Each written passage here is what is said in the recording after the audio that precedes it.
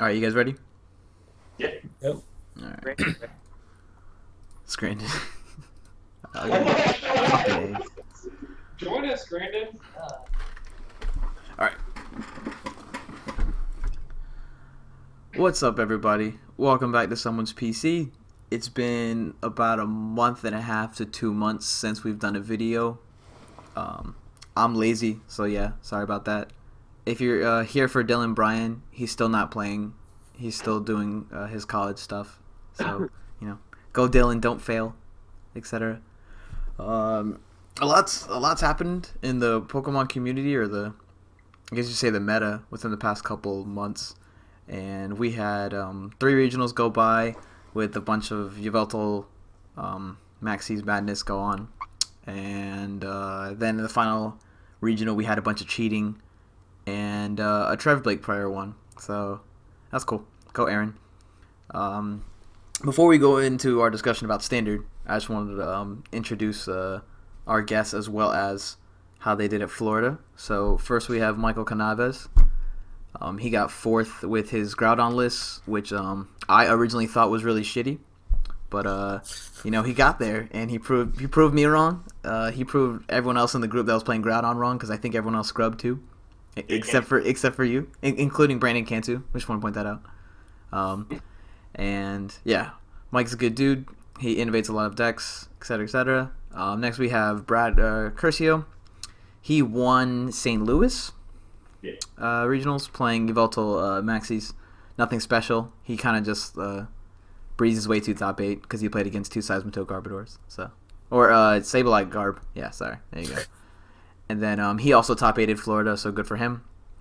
We have Will Herman, but he's not supposed to be here, but he's here anyways. But he's a good player too. And we also have Brandon Cantu, who's not in the photo or the camera, so to say, because he doesn't really talk too much. Then last we have Chris DePorco. He's probably like the one you guys don't know about. He's the worst in the group. And yeah, he's part of someone's PC team. He's a good player, and he just started playing like about a year ago. So his input's good. He's like my testing partner, I guess, resource, because he does all the testing, and then he just comes back to me and talks to me about it. And then I decide if the deck's actually worth testing based upon what he says. So to discuss Florida, I guess I would say the event was beast. The location was beast.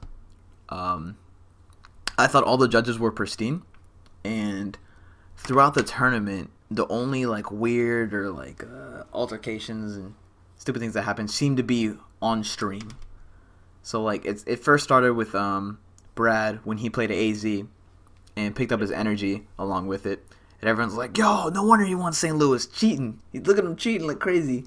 And from what I was told, I haven't watched the video yet, is that the energy didn't really matter because he was pretty much like dominating board state. But regardless, I think that's a common mistake you can have. I also think, from knowing Brad for the few months that we've been talking, that he's just a general idiot, right? Yep. We played a money match at Canaves' house on Friday night, and he was stomping me every single game, and the only reason he lost is because he decked himself out twice on game 2 and 3, due to his own like idiotic mistakes. Like he forgot there was no longer Silent Lab in play, and then he was trying to like use not Friday. Silent Lab in play. Chose to bump his own Silent Lab instead of practicing his game twice and losing. Then let's be clear here. Yeah.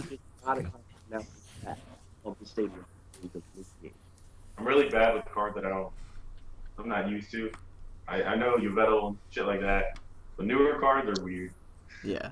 So think what you will. If you still think he cheated, like that's your opinion. If they're gonna launch an investigation or whatever, then that's on them. I just think he's just stupid.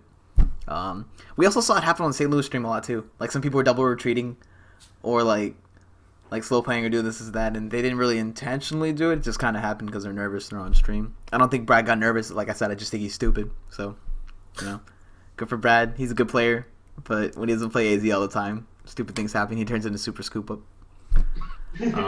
Cyclone. I guess the next part happened a couple rounds later was when Aaron Tarbell threw a fit. Oh, that was the worst. When he did his like little trap break thing. I think I just ID'd that round, or I tied, not ID'd. I tied that round, and I get up and I see Chris blew up our group chat with like complaints about this dude slow playing or blatantly getting too mad about some reason because his opponent was like looping shamans on him. This man took the time to pick up Shaman and read it. Yeah. So, Jesus. I mean, in my opinion, I think Aaron, he just normally acts like that. He gets too emotionally involved in the games, and it's like both a little bit of compassion and like a little bit of just saltiness. So, yeah, if it was me, I think the judge should have said something at the table about him slow playing, or just like intentionally doing it. I personally don't. At the end, when he like tosses cards, I was kind of okay with it. I mean, for me, it didn't hit the dude. Like he's just kind of getting up and being salty. It's not appropriate. It's not appropriate at all. But violently throwing. Yeah. I mean, to me, I'm just like he should have been punished harder for the slow playing and how he was acting. And then, I mean, the judge or somebody should have removed him from the situation instead of making it kind of awkward for what was going on stream. So I don't know if you guys feel something similar, or you felt like he should be super punished for it, or whatever else. Think he should have been DQ'd on the spot. To be honest, I think he should.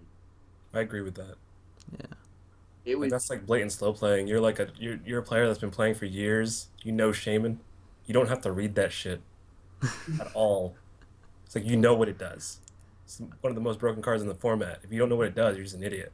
So you think the slow playing was worse than him throwing a fit? It was like, worse. Yeah. I mean, it took the time to read a Spirit Link too. He's like, oh, you can attach this to a Shaman? It's like, yes. Yeah. Yes, you can attach it to a Shaman. Yeah, I think the slow playing should have been punished on the spot, but I don't know about an immediate DQ or anything like that. Obviously, he was slow playing. He could have easily been told to like hurry up by either the judge or the opponent or anything like that. But yeah. The reason I think it should have happened like on the spot was because he did it like turn after turn after turn after turn. He played Wally and then took 5 minutes to look through his deck, but the judge said nothing. Yeah.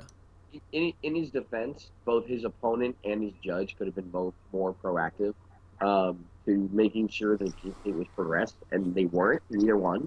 I mean, kudos goes out to Ryan Peterson. He kept his cool during that whole situation.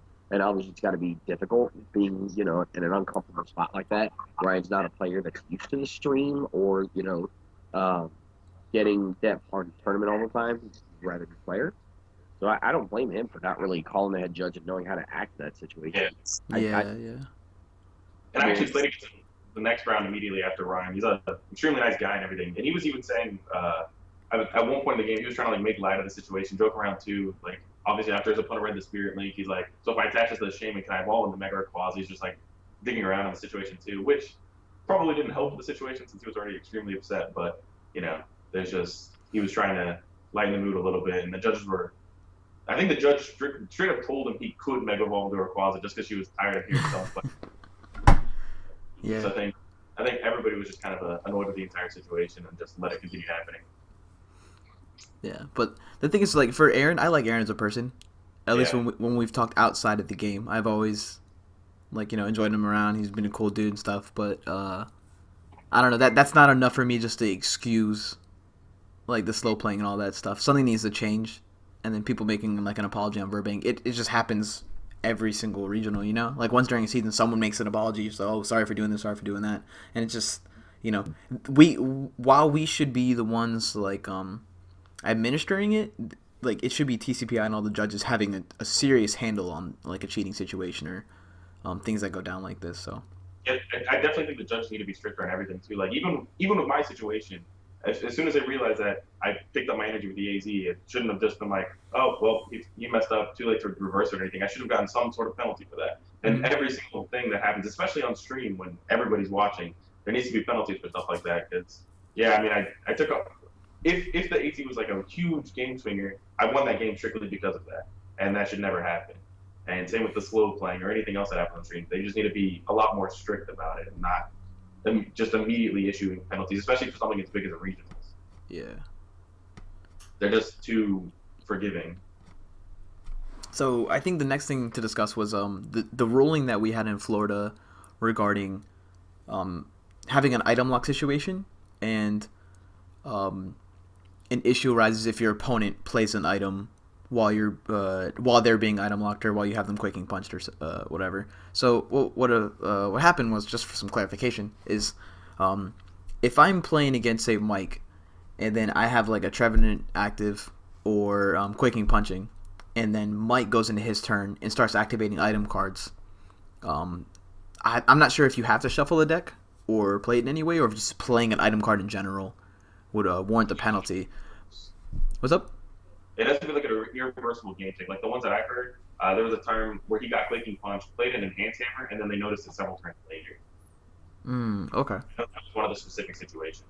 Gotcha. So how it's working is, if you're the person that is announcing the item lock, you're going to receive a 3 prize penalty if your opponent plays items and then reaches an irreversible game state. So I think that was exploited a couple times, or I was told of it being exploited. I don't want to name drop anything, but I've been told that some players would use it to their advantage, like their opponent would have a Trev or use a quaking punch. They'd play out a couple turns and then eventually start playing items and try shuffling the deck, or doing Trainer's Mill, etc. And in reaching the game state, they did it purposely to try and get 3 prizes from their opponent. Or they would do it, play an item, reach the unstoppable game state, then announce that, oh wait, I was quaking punched or I was under Trev lock, in order to get a judge to come over and assess the situation. And the judge has to go by the rulebook, which says the player keeping the lock gets a 3 prize penalty. So free wins off of that, which is pretty cool. Cool as in stupid, but yeah. It's just something for us to be wary of throughout states, because some people, clearly there's a lot of cheaters in the community.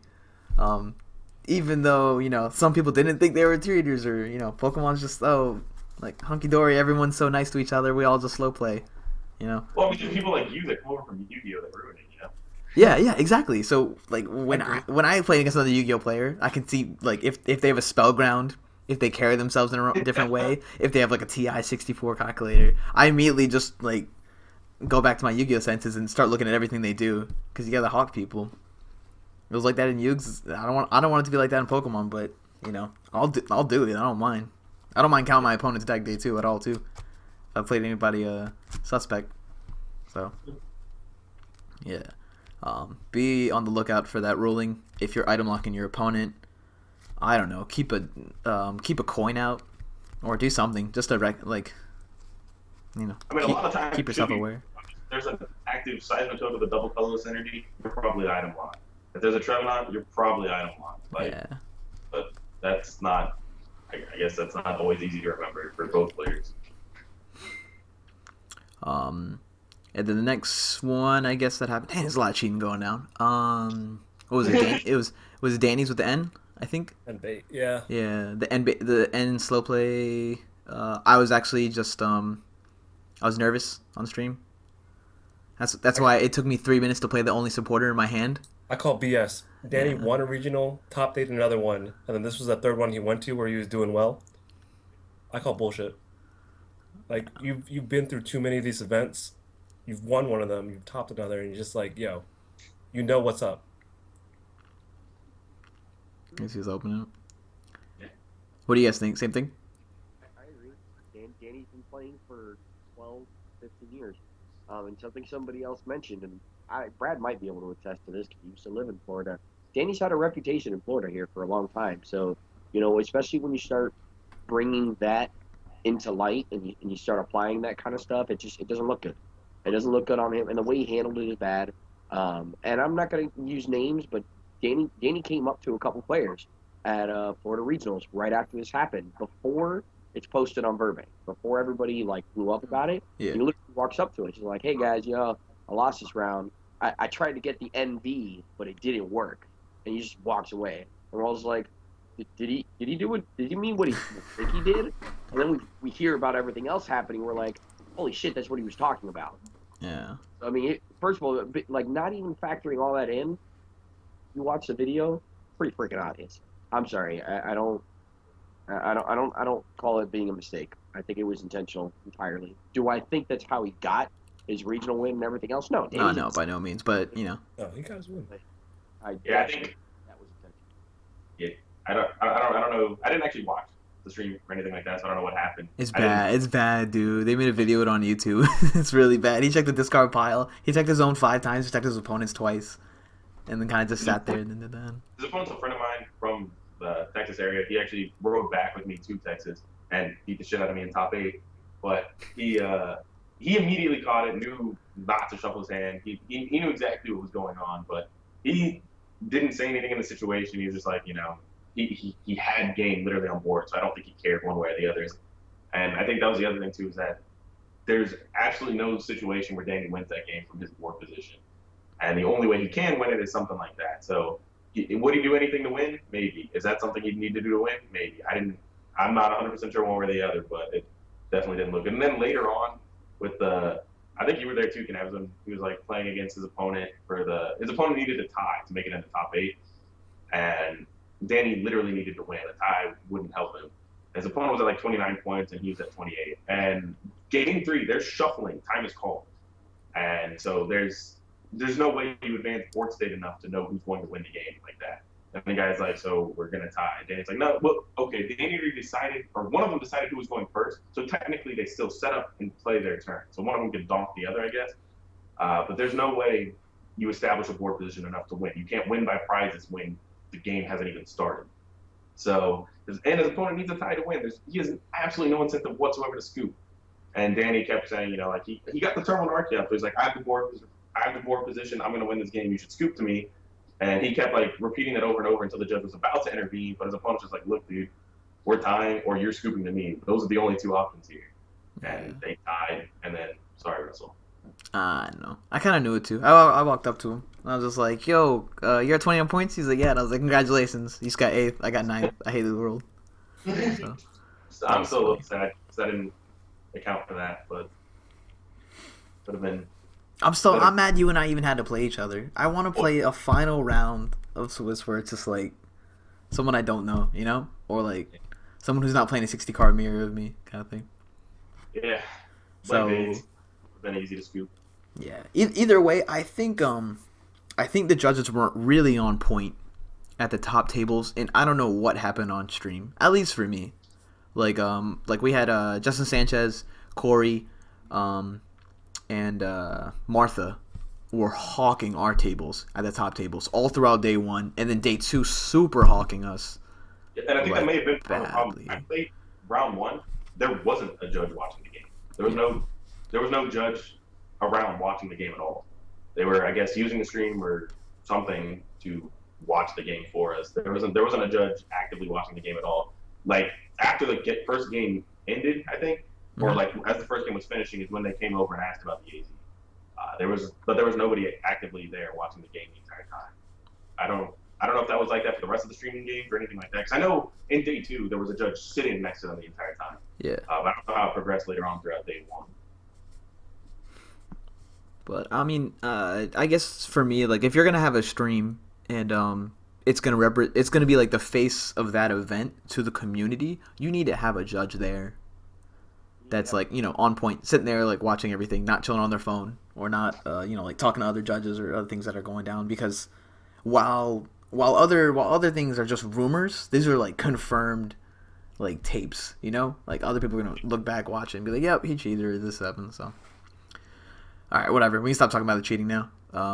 Remember that item lock thing in the future. Don't get I guess judge baited now would be the thing, because you just shuffle your hand. Make irreplaceable game states. AZ and your opponent's AZ. Yeah. So I guess to finish up, someone asked, how do you feel about standard versus expanded? Because we're all pretty good players. And what do you like between the differences of 2? And I think, at least for my point, expanded just has more consistency cards. At the same time, the card pool is way too big. But we've gotten down to a point where we have such a toxic deck in the format through Sableye Garbodor that you have to play a deck that can compete with that to even be like played at all. At least from my point of view. So I think it's kind of a toss-up too. Like expanded is better because, like you said, more consistency cards, but there are also much more broken cards like Laser and a bunch of other dumb cards in the format, and just dumb decks like Yveltal. Like the deck is broken. Seismitoad is broken. A lot of cards are just broken, and if you throw them all in one format, it's hectic. And then standard is a little bit more tame. You still have a lot of the same consistency cards, just none of the supporters. You still have your battle compressor, all that good stuff, Shame and Ultra Ball, a lot of the other broken cards, but you lose like the lasers and little things like that that make some of the cards broken. But I personally like expanded more because I can just play a Vettel and it's not as broken in standard, but I don't know. I personally prefer expanded. I like standard better. I came into this format like this season thinking I was going to like expanded a lot more, thinking I did like expanded a lot more. Once I actually played standard quite a bit throughout cities, I found that I liked it actually a lot better. And for a lot of the reasons Brad says, it's really not that different. But losing laser, dark patch, and a couple other things, it just opens up the format more and stuff. I do hate having to play Birch. That sucks. Really good. Or Shauna, God forbid. Chorus is good. I like Chorus. Shauna. So was it. As a newer player, I prefer standard. Like I know the card pool like a lot, but I'm more familiar with like all these cards that were like released within the past year. But I guess that's basically it. I just don't like the brokenness of all those cards that were released before with the combination of Toad and Item Lock. And I also, but the gripe that I have with standard is like we're moving towards like item consistency, but we have cards like Toad and Treb completely locking the consistency that we can possibly produce. Yeah. So it's kind of a shit show. Yeah. And expanded's even crazier too because I won games because I just go Drachi gets a silent laugh and my opponent just watches me play the rest of the game by myself. I won 12 games that way, hands down. And then people beat me the exact same way too. They just turn one gets this and I was like, draw pass, and then they combo and I was like, all right, next game. I'm sorry for wasting your time. And then there's other games like it's stupid for me to get mad at situations like this, but I get the gets, I have silent laugh in my hand, and my opponent's just like, oh, I have literally Counter Stadium, Shaman with my 2 cards left. And it's like, well, I just wasted my turn doing that. But the fact that he doesn't have one of those cards came in. It's like, it's pretty ridiculous. Yeah. And even mid-game gets this is stupid. They're just sitting on there. So many people just chill with like a BS Seeker in their hand, and that's all they have. You just get this, and then they pass for the rest of the game. Like, yeah. Little things like that are just you making your opponent not play the game so you just win. Doesn't happen as much in standard, but it can still happen like Trevenant, Toad, things like that, but not as prevalent. Yeah. Okay, well, just to fit a fun question in, what's everyone's favorite Pokemon? Luxray. What the fuck, really? That's mad basic. That's horrible. That's the map that just came out. Was that the first thing on your mind? Luxray for Ninja. Luxray mask is so long. It's the best mask. Luxray has been his favorite Pokemon for a long time. Beast. Or what's yours, Canaves? Metagross. Oh, that's good. That's out of the ordinary. I've had this mat ever since like Dustin Zimmerman drew it for me like 6 years ago. Someone should draw no chill on that, yo. Yeah. Instead of Shucks. Before, I always said Shucks. Now I guess it's no chill, so I may need to get an updated one. But Herman, what's yours? Suicune. Oh, that's good. Suicune's gorgeous. I think Chris is I don't know if you guys know this. His is Scizor. That's why. Speak for myself. Shut the fuck up. That's why it's on someone's PC. That's why it's on someone's PC. Well, if you want to know, Scrandon's is Chikorita because he just loves chicas. Like that's literally the reason. Wait, who? Scrandon. Scrandon Cantu. So is Cantu there still? Ask him what his is. Around here. I'm not even kidding when I say he's naked in the corner of my eye. Oh my god. Like he's got a little blanket wrapped around him, and that's literally it. Yeah. Well, mine's Heracross because he's the best Pokemon. Everything else sucks. Good lord, can we not?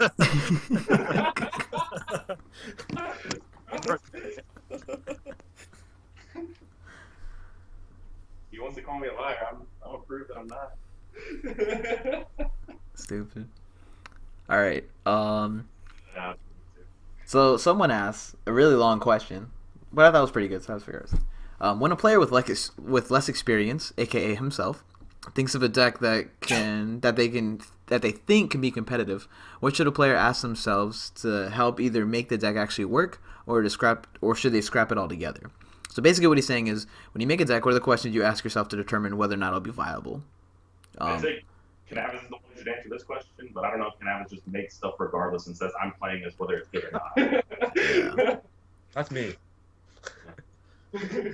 That's what I do.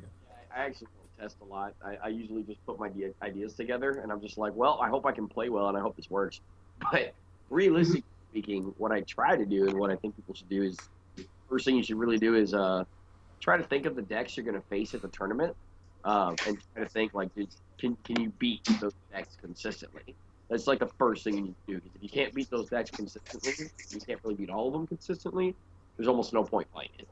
Exactly. And then the next thing you got to figure out is your consistent, consistently without fail. And then from there, you just got to fine tune smaller matchups. I built my decks backwards. Most people build consistent decks and then tech them out for the matchups they want.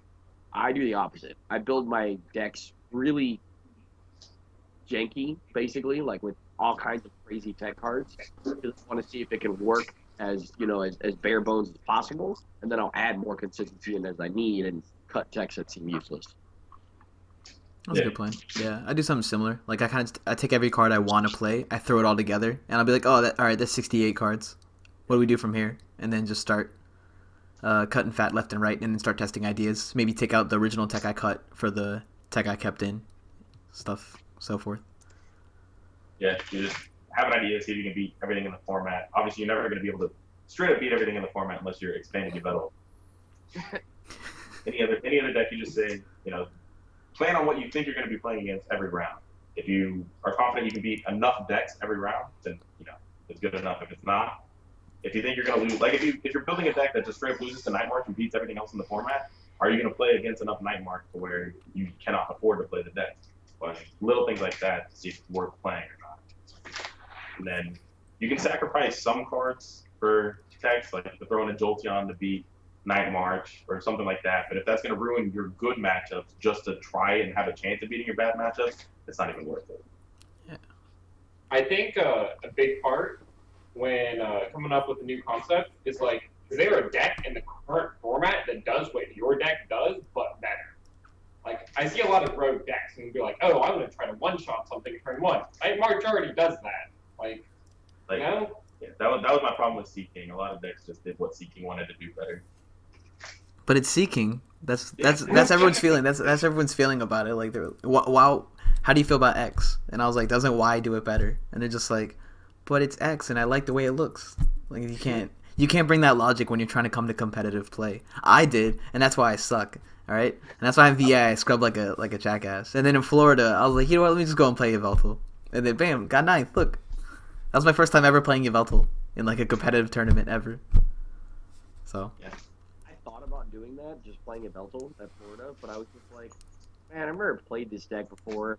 I was going to play against a bunch of people who've been playing this deck for like 5 seasons and just lose to them, a.k.a. Brad. That's why I haven't even been playing it for 5 seasons. I started my first time playing Yveltal was at like Houston Regionals too. That was the biggest tournament I played it at. I played it at one cities before that and got second, and then I played it at Houston Regionals. That was it.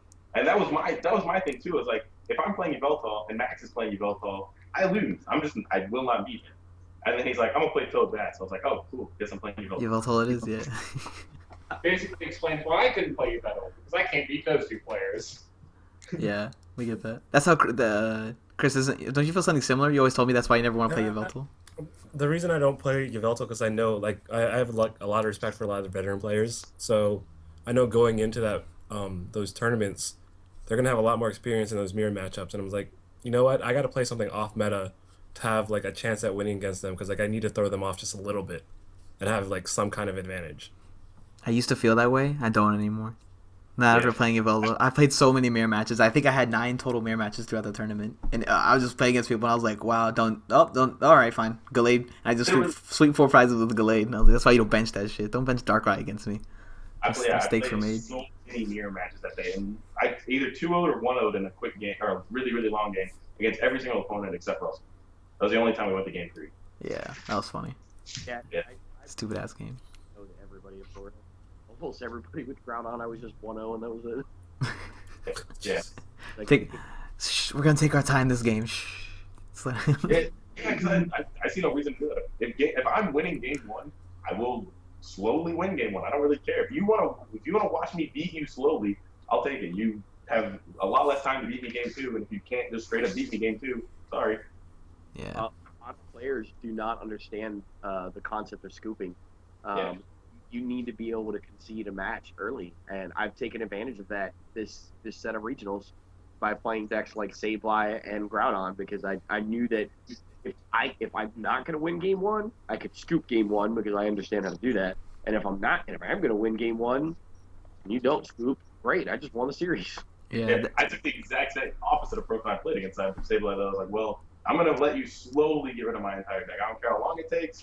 I'm gonna let it happen as slowly as possible in top 8.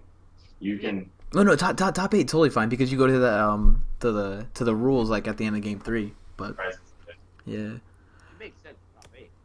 Yeah.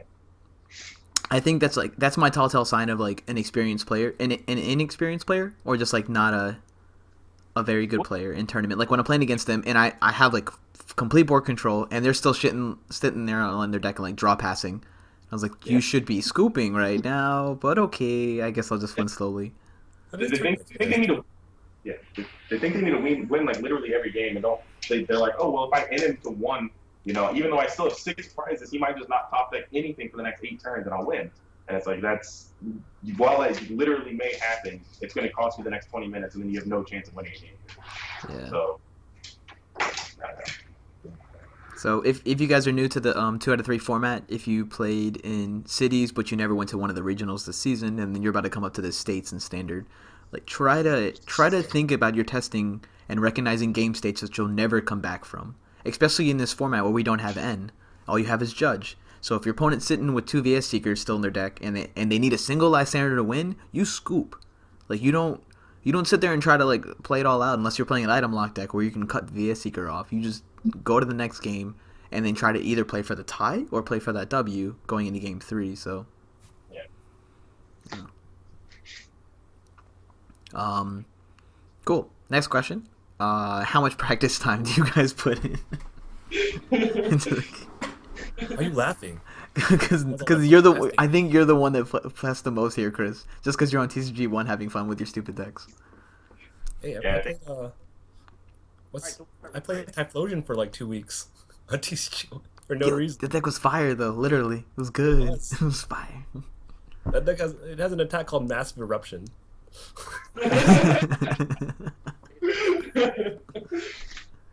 Yeah, honestly, I think people would be sad about the amount of time I legitimately do play test. Like when I played Metal for first weekend in regionals, I actually did play test a little bit for the regionals, but I played Tool Drop.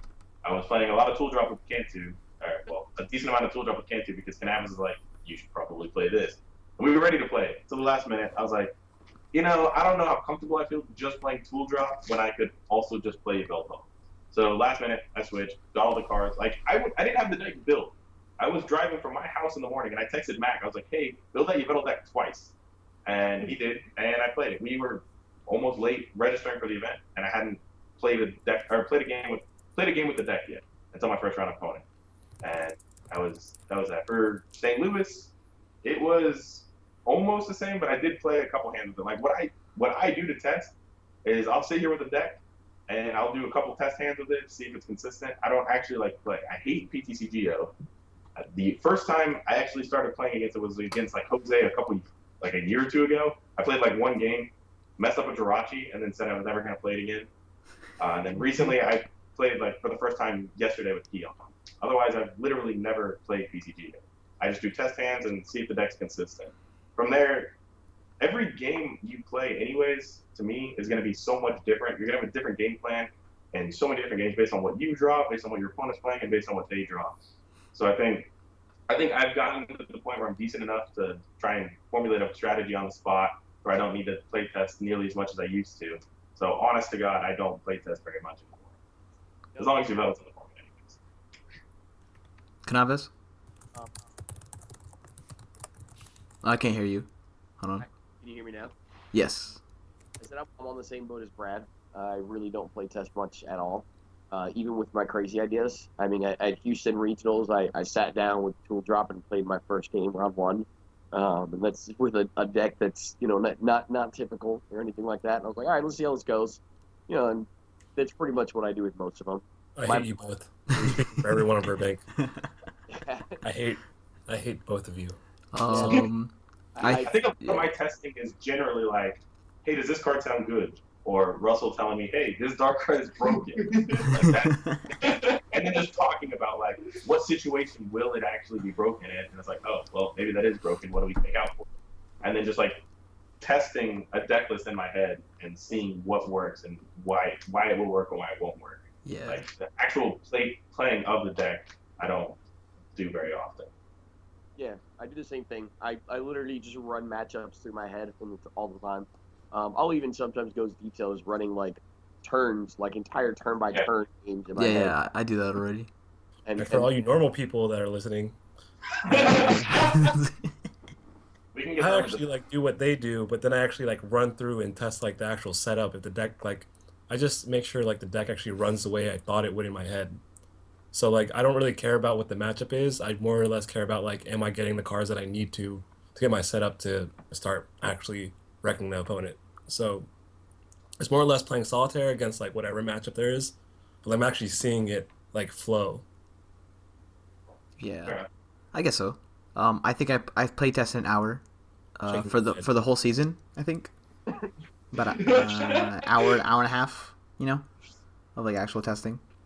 I know, Chris, you can attest to this because I'll be like, hey, how's this deck going? You're like, oh, it's really consistent. I was like, all right, let's play one game. I'll play one game, get a bad hand. I'll be like, this deck sucks ass. It's like, we're moving on.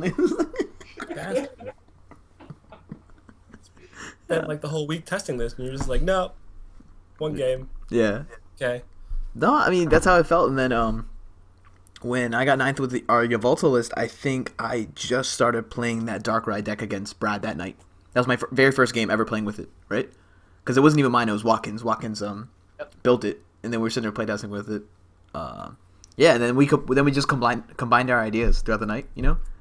And you're like, oh, I think this works. And we sat down in the morning, last second deck changes, and then those changes were godly. Dark Pulse Darkrai was juicy. Jose can attest to it. He knows about the Dark Pulse now. He doesn't want to remember that. Yeah, he didn't want to recognize it. And the second Flowstone was great. Yeah. Like, it clutched so many games out. I So don't remember what we cut because I don't care. yeah, the problem I think here is, I think we're like veterans to the game, and we're just like, we know what's good, we know what's not. That we can be able to interpret plays in our head that some people can't.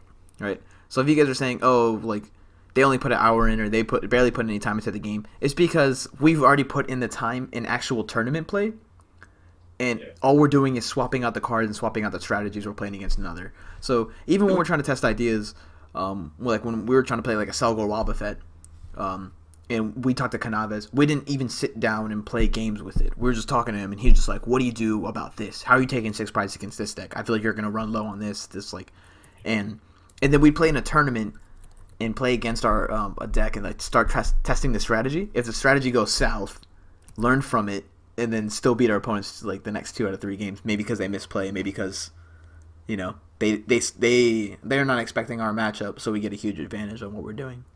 Or yeah, you just use a completely different strategy than the first one did. Yeah, you're like, well, that didn't work. Time to scoop it up. Yep. And try something else next time. So, not too much time at all. Now we're actually gonna move into the talk about standard. So I'll try to put a little like timestamp at the bottom if you guys want to skip all the juicy talk. How to word this? You could just read it. No, because I separated it. Don't be dumb. I'm basically saying, do we want to talk about every deck in general first, or just talk about general? All right, we'll just do this. Going into week 1, what decks do you guys think have targets on its back, without having our discussion? So before we ever start talking about decks that are good and bad, what do you think like the main community is looking out for? Because I personally think it's Trev, Greninja, Yveltal Zoro Arcalade, and for some reason everyone's discounting Night March, so I'm not going to say Night March. I think Mega Manetric, Jolteon are like the top 4 that people are quote unquote worried about. I agree with that. So You don't think there's any hype behind like Manphy and like any water tech decks? the Greninja is like that concept of the water that people get like hype behind. I Yeah. think Manphy's really good, but I don't think there's anything good to pair it with yet. Like I think it will be good. I just don't think it's that good yet. Greninja doesn't care without retreating, or it might have free retreat. I don't actually know. Yeah. But it's like there's nothing to pair it with yet. Like it could be good in a fairy toolbox deck, maybe with like rainbows and stuff, but I don't know if it's good enough yet. I'm kind of on the same page. Those decks seem like they'll be popular. I don't think Mega Man X Jolteon seems very good. There's a couple things in there I don't think are good, but I expect them to be popular. Yeah, I still expect a lot of Magma cards. Yeah, I think Greninja's going to have a huge undershowing because I think that deck is completely busted, but like nobody really knows how to build it yet. I think it In Standard? sucks. I think it It sucks, needs dude. N. In Standard, it needs felt N. so weird without N. Like you get like these early hands, and you have to rely on Sycamore. So I'm pitching away evolutions when I really don't want to be. A 3 Sacred Ash. I guess so. Oh, it also felt super item dependent. It is. Yeah, so that was my other thing. I was like, if I go against Trev or a Toad deck for whatever reason, we get bopped. So okay, what do you guys think is a safe play going into week 1? I'm just going Yveltal, right? Zorak Alade, period. Beats it all. Of course, Safe. Yeah. All right. There's nothing you can't put in the deck to answer something you're scared of. There's just so much space to tech it out. It's ridiculous. You're scared of I don't know. You're scared of Manectric, put in Glade. You're scared of Near Match, I don't even know what you put in. It's more Yveltals. You're scared of Trevenant. You're Fright Night. put a bunch of black attackers out. Like, you have an answer to every big deck in the format, and then you just play the like. Yeah. If you're really scared of Trevenant, you just play 4 Sycamores, play a bunch of consistency supporters in your deck. Like, there's nothing you cannot put in the deck. It's already just a very, very, very consistent deck. So you can just throw anything you want in it, and it'll still work. Gotcha. So, probably what everyone's thinking right now as we're saying, like, this safe play, they're like, all right, you have it all Zorak Alade, but how are you building it? And in my opinion, there's, like, 4 different ways to build the deck, right? You can go, like, a time puzzle route if you're trying to get, like, recurring mid or late game resources. You can go the standard route, which just won, was it Malaysia States? Yeah. Yeah, which is like no new tech from Breakpoint, and you can just add in Fury Belts because Fury Belts are good. You can keep in Muscle Bands because Muscle Bands help you hit cute numbers that you need the extra 10 from here for. And if you're playing Muscle Band, you don't necessarily need Reverse Belt or Reverse Valley to hit this area. So I don't think any of us can tell you like you need to be playing this variant, you know? You need to be playing this one, this one, and this one. I honestly thought when I was testing with the Elixir, in like the 1 or 2 games we played with it, I hated it. It was like, ugh, it's underwhelming, right? And if I'm gonna play Elixir, I might as well just be playing the Darkrai Hypno, like super pressure deck, and not try to fit in like Gallade and other things in it. And if you're playing that deck, you're gonna run into someone playing a Jolteon and get completely backhanded. So it's weird. Oh, I can't hear you. I said I actually really like the Darkrai Hypno deck a lot. Me too, but I don't think I have the exact list I want down yet. Yeah. Like, yeah. I think it is really good too. It's really hard. Really what? I think it sucks. It's hard. I'm kidding. I like it. I like it a lot. He just doesn't like Darkrai. I mean, it's still weak against like Delayed and like you said, Jolteon.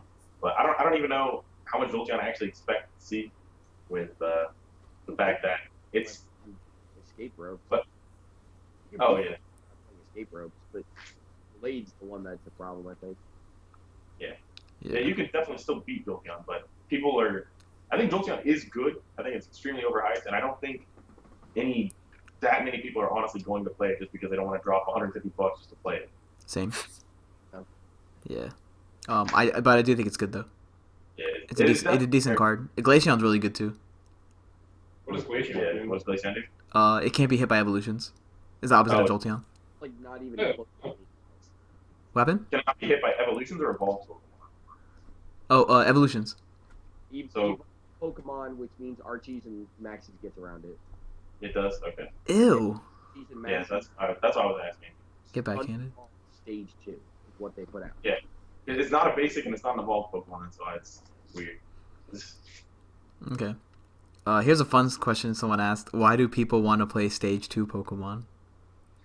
like Garchomp in particular. I think it's just because the concept of playing rare candy is cool, and we get sick of playing EXs and basic shit. It's a one prizer for a strong Pokemon. Exactly. It's a one prize Pokemon, and a lot of the Stage 2 Pokemon are actually pretty decent. The fact that they're Stage 2 Pokemon is the only thing holding them back. That's like Delayed and Garchomp are both insanely good, but the fact Greninja, for example, too. What? Yeah, like Greninja. Stage 2. Oh, yeah, exactly. Like all those cards are really good, but they're Stage 2s. That's like the biggest thing holding them back.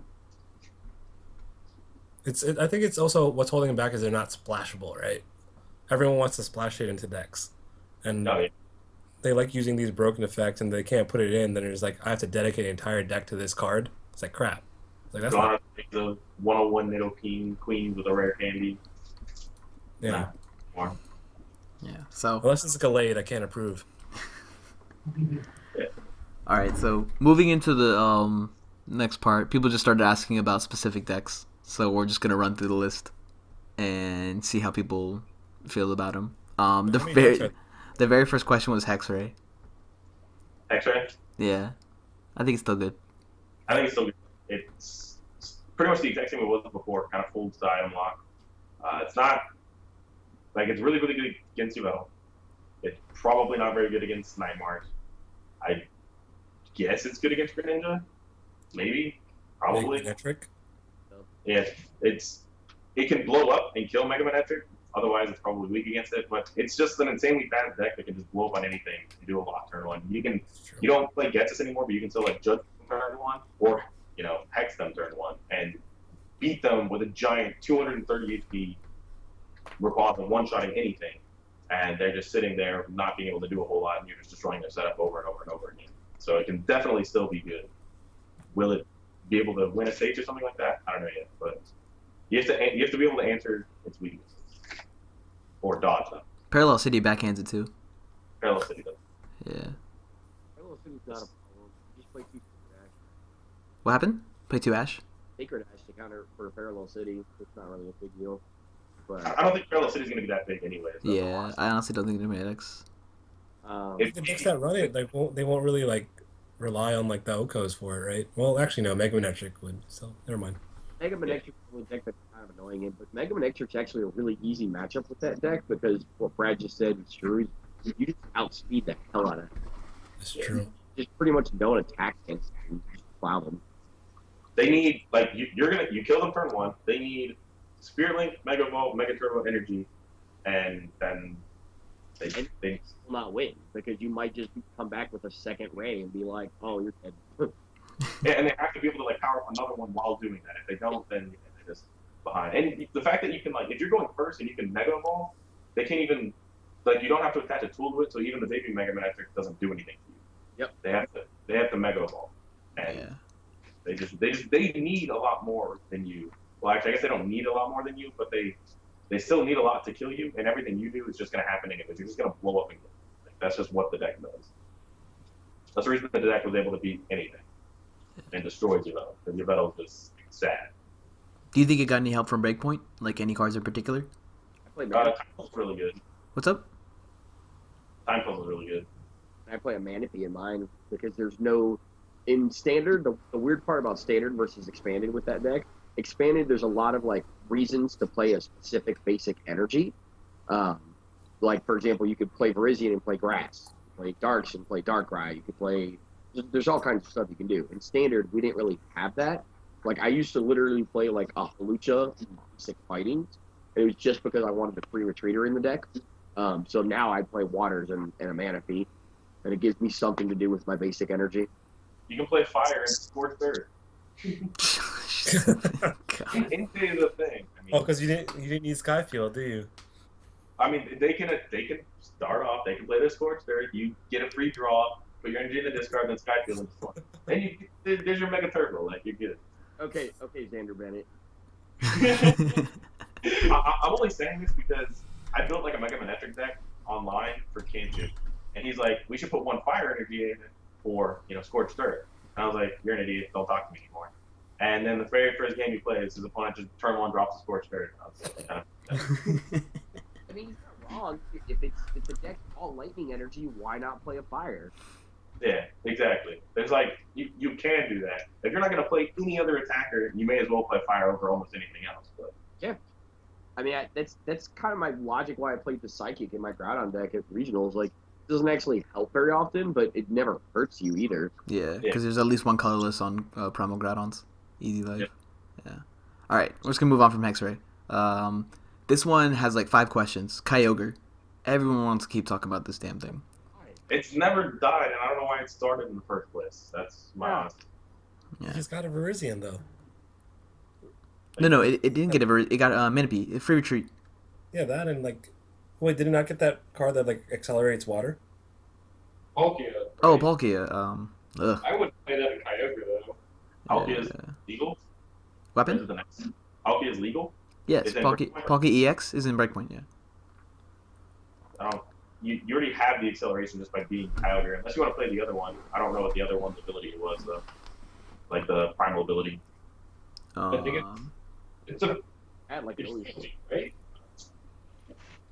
I don't know. I don't think it's the worst play, but I don't think it's very good. Oh, the other one's a max potion. That's why. Oh yeah. But when you You do that, you cut off your double attachment for a turn, which means you might be able to string attacks too well, which sucks. I'm good. I don't think Kyogre's very good. I don't like that deck. Every deck I ever play, like I sit there and if there's anybody playing Kyogre at the tournament, I'm just like, I really hope I find the Kyogre guy. Like, like still demolish Kyogre, so I never understand it. Yeah. Well, all right. It's a decent deck, but it doesn't like if you want to play a deck that beats a bunch of decks, Kyogre's not. Kyogre doesn't just have decks that it just destroys. Like it's decent against a lot of things, but it's not. And then crappy against a lot of them too. It's super matchup dependent.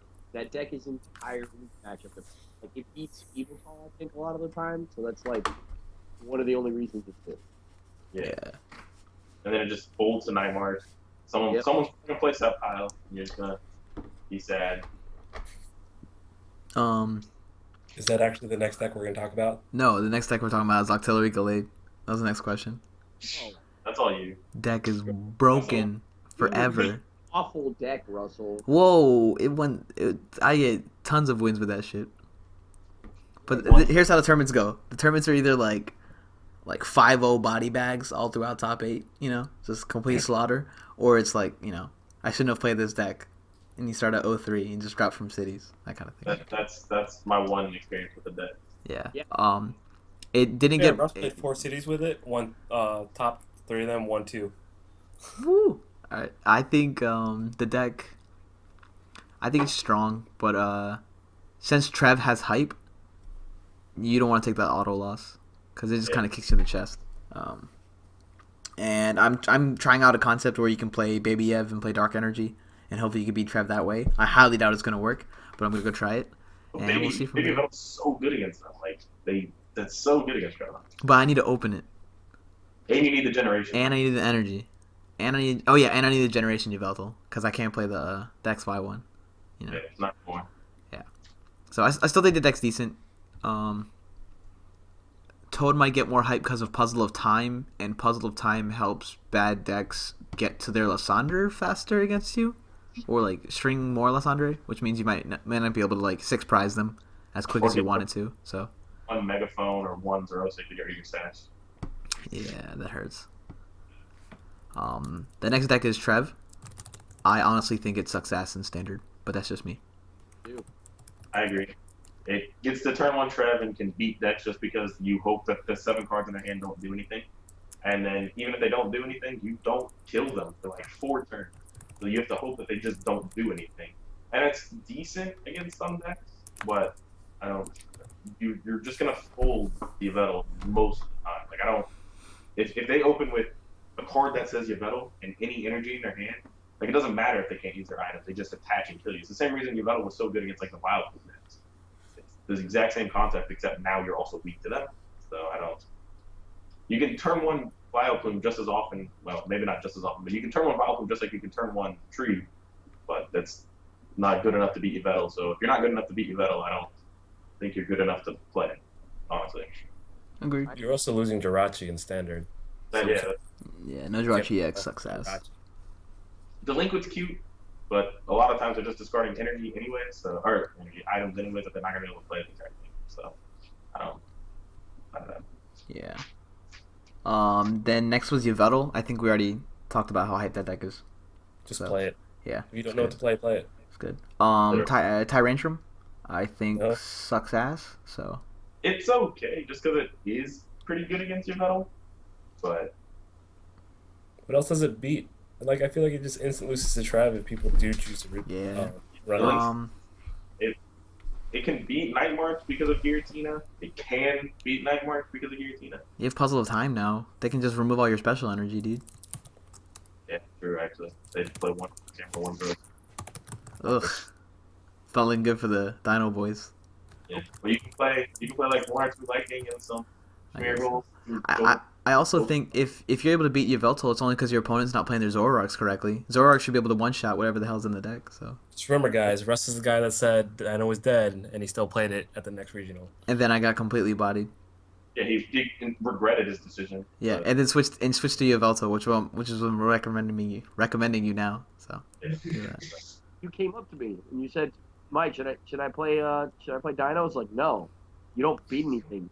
You're like, I think so. I was like, "You even beat Vespa?" You're like, "Yeah." No. Just gotta believe in it. And Mike I is beat Vespi that day though. Russ just went crazy because he stayed up all night, like thinking about what deck to play. Yeah, not testing though. He's telling you no. By Listen, default, I stayed up all night too. like Mike is gonna tell you to play Tool Drop. Mike is gonna tell you to play these decks. If Mike is telling you no, don't fucking touch that Five. deck. Just don't. Okay. The next one is Night March, and how did first of all how's Night March, and second of all, does Fury Belt hurt it more than help it? Definitely doesn't hurt it more than it helps it. It makes that deck like that. Fury Belt in Night March is dumb. Being able to trade with like Baby Yveltals and any little thing like that. Like that's the only reason Yveltal could beat it is to be just Baby Yveltal and kill it.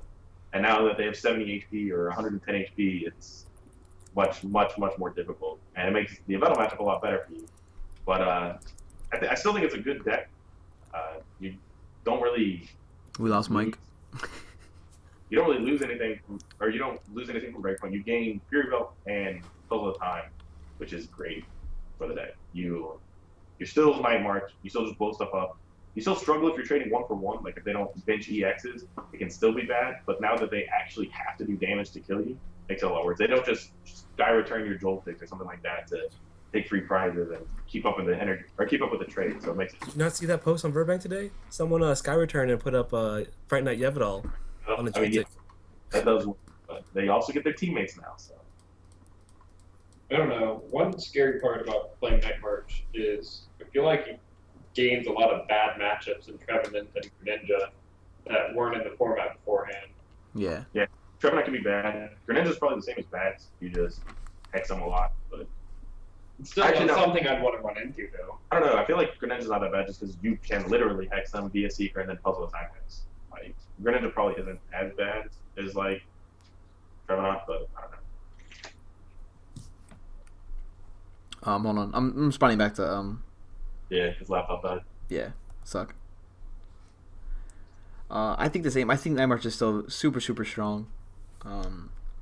I think Fury Belt helps it because it helps the Yveltal matchup. I think the decks that it already had trouble with, Fury Belt pushes it over the edge now. Like like Totina, like it had some even issues with that. Now with Belt included, it's like really annoying to the point where you can't one shot. And they don't have that new Mew yet that can copy attacks. So Yeah.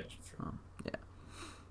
I think the Jolteon height might be bad for it too, just because a Jolteon can just shut down the entire deck if that's all they have in play.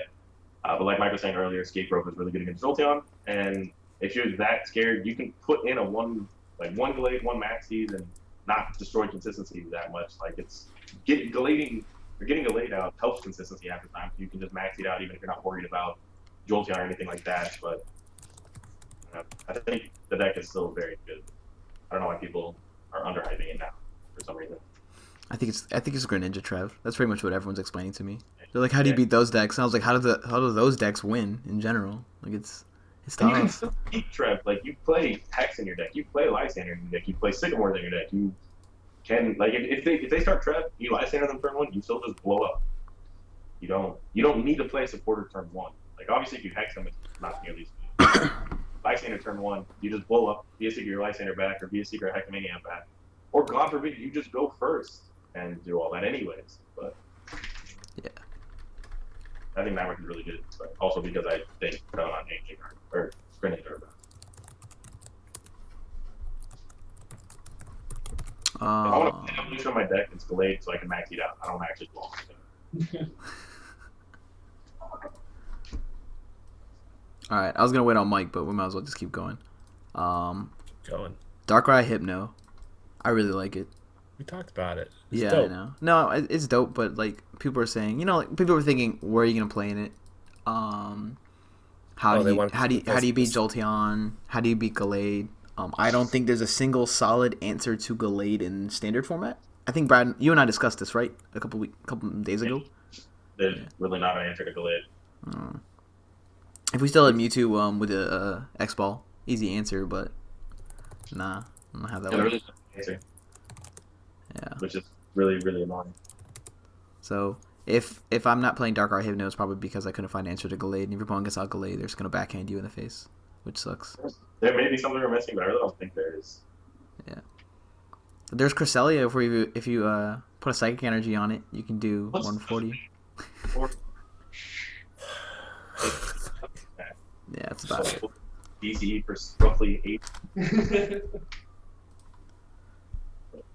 I don't. It's just rough. Blade's just really good. What the freak out of this? What you can do is put a Slow King in your deck and put all their DCs back on some of their bench Pokemon, and they can never attack the Blade. That's always fun. And then you just That's good. run a Lugia. Just That's how I won states. Like I was playing Luckshop, and my opponent was playing Speed of a Champ, and in the middle of the game he's like, "Oh yeah, I only put like 4 fighting energy in my deck," and so I used 8 Bomb that just let me switch his energy around. I would just put it onto an Azel on his bench, and then he's like, "Well, I don't have energy left, so I guess you're just gonna sit here and attack me for 10 every turn and beat me." Yeah. That's how I won states. Canaves, we were talking about Darkrai Hypno, so I mean we're about to end the conversation. Like, that's good. Can't beat Gallade. Yeah.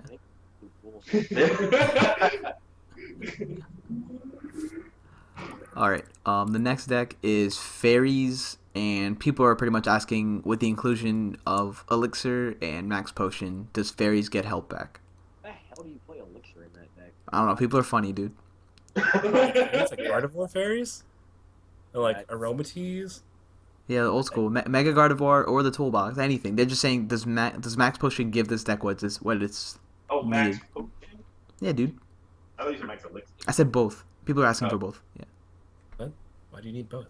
I'm heavily for I think you one. still just get one shot by half the format, and Max Potion doesn't really care if you start dead. So, like, With Fury Belt, I think actually you can survive most things, and Max Potion puts the deck a little bit over the edge. I think the combination of Fury Belt and Max Potion is really good for Fairy Box. I'm actually like strongly considering that for week 1. Yeah, I'm looking into it too, but I don't know what like kind I want to play, or if it's fast enough to keep up with everything. What would you use as a bulky attacker, though? Weapon? A bunch Or of just with a Fury Belt, yeah. honestly. Yeah, maybe not. I don't know. I mean, it probably is very good against your metal, which is always a plus for the decks. Yo, it But you can rules also just- numbers. You can just like, you're still just like a slower deck that can just be destroyed by, they can just like roll through your setup, kill your spritzies, things like that, and you still like Gallade is still also really good against the deck because even though they're not one shotting you, you're probably not one shotting a Gallade. Can Giratina Fairies come back? Because I think it won like the first cities or like some big tournament down in Florida or something, and so people were just like, oh. I would play Giratina in it necessarily, but like right now I'm thinking Fairy Box with things like Jolteon and random cards that seem really good. Yeah, the one answers plus like a Prism Energy or whatever, or Rainbow because we're in this format. Suck. Rainbow and Fairy Energy, you get Jolteon, Manaphy's your free retreater again. So I mean, like you get pretty much you become old school Fairy Toolbox all over again. And Fairy Belt with a toad is like not really that necessarily. Gotcha. The next deck is Greninja. I think we already talked about that enough, We right? talked about that a lot. Yeah. So we don't need that. I guess this one's for you, Canaves. Handlock decks that go red card, delinquent, and deck out through Bunnelby and stuff. Oh, I already built one, and I was playing it at random tournaments, and it's really easy to get rid of your opponent's entire hand on the first turn. But if you want to consistently do that, your win condition sucks. So like I couldn't win the game in 30 minutes. So I might be able to do it in 50. I haven't tried it yet, but I don't know. I don't know if Maybe you should play test it. what. No, That's probably not going to happen. No, probably not. Yeah, he'll send you the list, Chris. You can test it. But I do want to like try something like gimmicky, like try making Diggersby Garbodor, like a Diggersby that does junk hunt, oh my God! Stop. That Hurt my sounds- soul. Don't hurt my soul. and see if I can body people with Diggersby Garbodor. Okay. The next one is, or yeah, are we all kind of on the same line with handlock decks? I haven't tested or tried many out. I kind of thought about it, then went, I'm not gonna win that way. Screw that. Oh, I don't like playing those kind of decks anyways. I like actually playing the game, having fun. Yeah, having an opponent interaction. The Zatu is really good though. You can like manipulate their top deck. God, stop. Right? Just let me talk. You have Zatu, right? No, Yeah. Don't bring that up here. Right. You don't need to hear about that. You look at the top 5 cards of the deck. You red card them turn 1. You can delinquent them turn 1. You don't even have to. You can just red card them turn 1. You look at the top 5 cards of the deck. If those 4 cards aren't a supporter, they just lose the game. You can then manipulate their top deck, free retreat into a Bunnelby, and get rid of their top card until that you can make them draw bad cards literally every single turn for the rest of the game, and then just sit there and watch you do it. You know what the real thing you do is? You play that same combo, but instead of Zatu, you play the Gotharita that does the same thing. And then you play Gothitelle with Shrine of Memories. Stop telling people ideas. Answer is that. All you're doing is What's your problem? I Zatu's We're gonna cut that out. This whole snippet is gone. The second attack for Zatu is actually really good too, because you get to look at your opponent's hand. So you get to see their hand, and then you get to discard one item from it. So if they're like, oh yeah, I got a Sycamore, or oh yeah, I got an Ultra Ball. Not anymore. I know the rest of your hand. I know what I'm putting on top of your deck. You just lost. So, like, the deck's not sorry. bad. We know All right. We're done here. We're done with these handlock Dare bullshit. you. All right. Ideas and hope.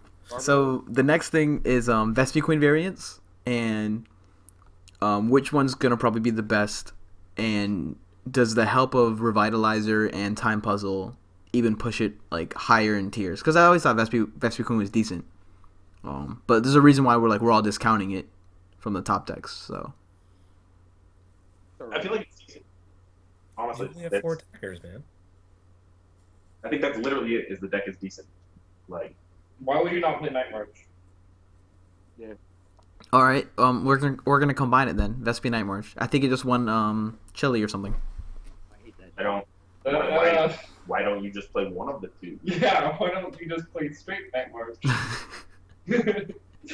When people I want combine, more attackers, bro. More attackers. If they both didn't use DC, sure. I'm pretty sure that the logic behind that is like everyone's like, yo, I play Flareon and Vespiquen together. Why not play Vespiquen and Night March together? Because now I have all of these attackers. no, it's bad. I hate when people do that.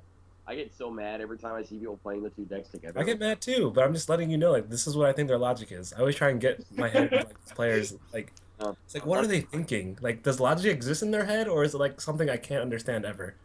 I just call them potatoes. I literally never understood the point of putting the 2 decks together. I don't see how it'd improve any of your matchup whatsoever. Like, if you're worried about what Night March is bad against, sure, play Vespiquen. If you're worried about what Vespiquen is bad against, play Night March. Don't put them both together and be worse against literally everything. That's the best logic I've heard. All right. The final deck. Thank God, there's so many decks in this format. Is Entei. Bad. Awful. I genuinely didn't think it was a very good deck to begin with. I lost in the finals of cities, but I still don't think it was that good of a deck to begin with. And the fact that Trevenant exists now, probably bad against that. And the fact that people are also scared about Fury Belt and are going to put megaphones and stuff in their deck makes it even worse than it already was. Yep. But it's a reason for me to play Fire Energy in my Rayquaza deck. So there you go. Stupid. Right. I think it struggles against Fury Belt as well, right? Yeah. Because before they used to perfect numbers, like give all the X and stuff. Now if you Fury Belt, you're just like, I guess I'll Flame Screen, right? Don't care. It did lost everything, I think. Yeah. I mean, it's still got the same perks it had before, I guess, but now it's There's much more counter. All right. I'm So- sure it gets everything. I know it's been a while, but now we have a whole nother section. And this is full just singles, so I guess we can go by this really fast. First one's Jolteon. We're not gonna talk about that anymore. Garchomp. I think Garchomp sucks because you can't beat 90X decks. Like what we talked about is like a stage 2. Yeah, you have the issues with it being a stage 2. If you're going to maxi something, you probably should just be maxing delayed. Well, what if you don't run DCEs, like one of the straight fighting deck? Well, if you're straight fighting deck. None exists, so never mind. Stupid. Gallade though. Yeah, I don't know if I'm big on Garchomp right now for that reason, for all the reasons mentioned above. The Pokemon is insanely good, and it might be decent. If you get the turn 1 Garchomp, you're hitting hard, you're hitting fast, and you're powering something else up. So it's definitely good, but I don't know if it's good enough, and I don't know if there's anything worth powering up with it. Yeah. All right. Someone basically the same thing. They're asking about Trev as an item blocker, and why is the Trev that's the energy one seems to be undervalued, right? So I think the energy one is like a good one of in the Trev deck. I just don't like Trev in general in standard format. I think your win condition is hoping your opponent has bad cards and can't play items. So if you're using the feminine, you lost your win condition. For sure. Yeah. That's my thought process. Agree. You're just giving them more options, really. Yeah. It's like your opponent can't use items. It's like the most cancerous thing in the deck. Or in the game. Why would you want to take that away? That's kind of my thought. Because they want to make their Toad hit for one more energy. I think that's what generally people have been telling me. So you delay the inevitable for one turn. And then they just max it, slap. All right. The next is Seismitoad EX, and which variants do you guys think will take like the highest precedent? Oh, that's Is bad, I think. Garb is too slow. Garb is still really good, but it's just kind of too slow. And Toadbats is still really good, but you're not going to consistently turn 1 Quaking Punt because you don't have a free retreat and do that anymore, which is really big. Yeah. So, Yeah. and you just don't have laser, which is why Toad is insanely good too. So, I think it's still good. I don't think it's that good anymore though. And it still has the exact same problems it had with the metal, and now it just doesn't have laser to deal with some of them.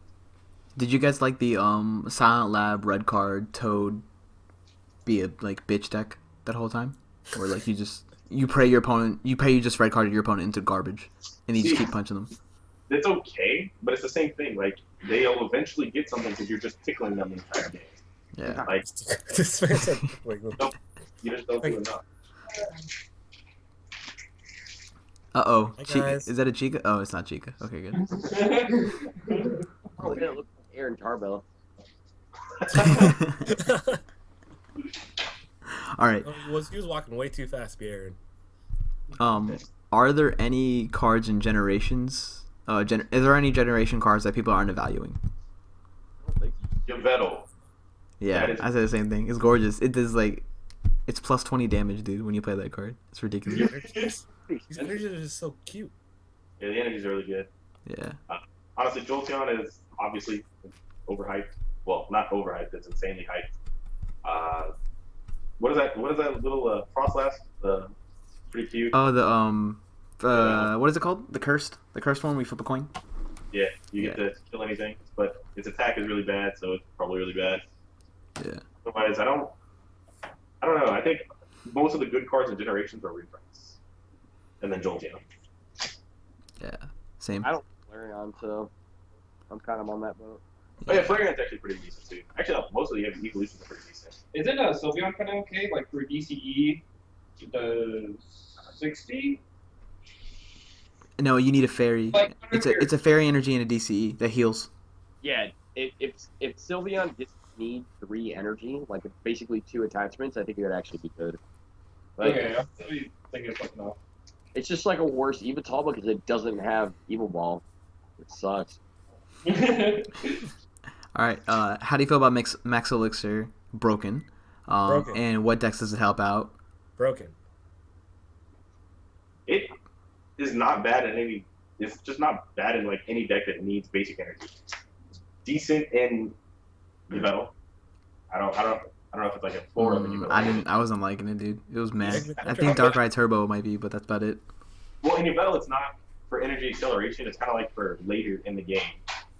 Because like turn 1, if you're gonna play that many dark energy in your deck, that's just not that good, honestly. But if you're playing like later on in the game when half your deck's gone, you still have like 4 or 5 dark energy in your deck. The odds of you hitting it are much higher than you would on turn 1. So when they kill your Yveltal, you have no energy in play. You can retreat into another one because you float on a Zork or something like that. You can max Elixir and still DCD. But I don't know. I think the card's really good. I just don't know what it's broken in yet. With Ho-Oh. That was the next card. Someone's like, how do you feel about Ho-Oh-EX? I think it's meh. I actually think Ho-Oh is busted. I think if I can make a good Ho-Oh Max Elixir list, I think it's dumb because like you hit some good numbers. Oh wait, you don't have Laser Bank anymore. Never mind, deck sucks. Yeah. Listen, you don't produce any Okos, dude. What is the bench poke? Is it 30 or is it 60? What? When it pokes the bench for 30, right? Yeah. Oh my God, it poked for 60. I don't know, dude. I was trying to make it good. It has 4 different types of elements in its attack. I don't know what to do with this card. Yeah. It scares me, dude. The next one's Misty's Determination. That card's trash. Yeah, I think it's horrible. Do you know what it does? Look at your opponent's hand thing. No. Discard 1 card from your hand. Look at the top 7 cards of your deck. Pick one amongst it and put it in your hand. Top 8. Top 8. Oh, sorry. Well, we're hooking it up. Let me just throw away my entire hand and draw all of those cards instead. Yeah, I wouldn't do that. The next one's Olympia. Is that the one I'm saying? Look at your opponent's hand, discard some cards. Or am I still just wrong? I'm googling now. I think you look at your opponent's hand, discard. Chris, put that shit down. Switch your active Pokemon with one of your bench Pokemon. If you do, heal 30 damage from the Pokemon you move to your bench. Whoa. Whoa. No, I don't like it. Like, the only reason you'd want to switch your active Pokemon is if they're like asleep or paralyzed. And then there's a card called Pokemon Center Lady. That's illegal, right? Center Lady? Yeah, Center Lady's legal. Yeah, Pokemon Center Lady is just better. And it's not played that It often was anyway. 60. It was twice the amount. All right. Garbodor. Why is Garbodor so underrated? Underrated. Yeah, Because- people are saying it's about being utilized. I don't think there's any important abilities Yeah. in So- Standard that are like crucial.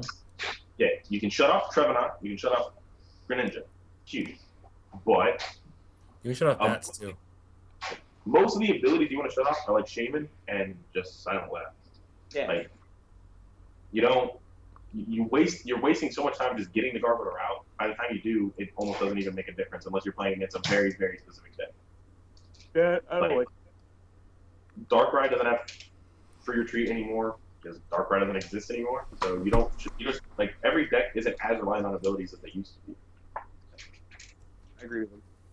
Yeah, it was pretty much only like Zoroark is the only thing you really shut down that deck besides Glade. So Then you can shut down the premonitioning, but that's yeah, it's nothing hot. And the last question is: are there any underrated trainers that people aren't seeing? What? Yeah, underrated trainers in the format. Like, I have no idea. I think people they're just trying to like see how much do you like Fairy Belt and Burst Balloon and this and that. So I don't know. I guess Burst Balloon, right? I mean, Burst Burst Balloon Balloon. might be underutilized in like most decks. Like, there's a deck out there that's probably like can use Burst Balloon really well. Maybe. No. First one is probably good to Toad. You know what's busted with Burst Balloon? Actually, I don't want to say it on stream. Fuck. Thing ever. You just play the Celebi that shuffles itself in with 4 Burst Balloons and Eco Arms and stuff. Because if you get heads on the Celebi, not only do they take the 60 damage, but you shuffle the Burst Balloon in too. Whoa, are you serious? Yeah. It goes, First balloon, please. they'll take a prize, they take 60, you probably spread 10 in the turn 4, and you get your Burst Balloon back. You're like, well, I need to order. I need to order a Fennekin coin. Do that. I'll play Why the deck. did you say that on stream? I hate you.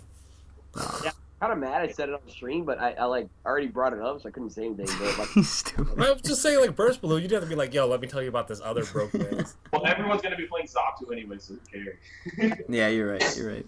dude, Arena with Gothtel. Except All you're gonna draw are Burst Balloons. Who cares? All right. So the next one said, "How do decks that rely on Okos deal with Fury Belt?"